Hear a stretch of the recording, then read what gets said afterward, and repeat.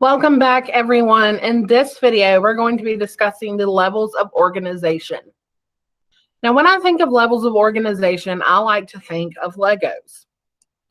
When you play with Legos, you start with one, then you pick up another one, and another one, and another one, until you've built something, whether it's a house or some kind of vehicle or a figurine.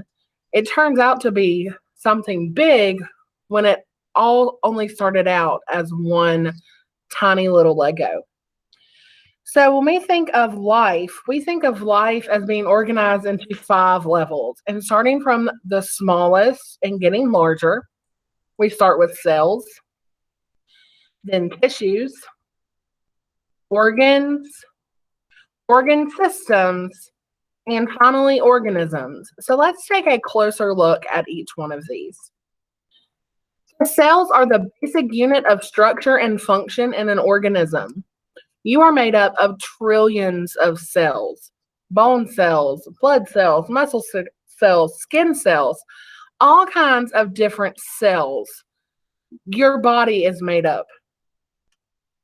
Anything that is alive is made up of cells. And when like cells come together, they form a tissue. So a tissue is a group of cells that work together to complete a task. And there are 4 types of tissue. You have connective tissue, epithelial tissue, muscle tissue, and nervous tissue. Now, when like tissues come together, they form an organ. And organs are 2 or more tissues that work together to perform a task. So organs such as your heart, your brain, your stomach, those are made up of tissues that work together to perform a task. Now, when you have organs that are alike that come together, they form organ systems. So organ systems are organs that perform a task, that work together to perform a task.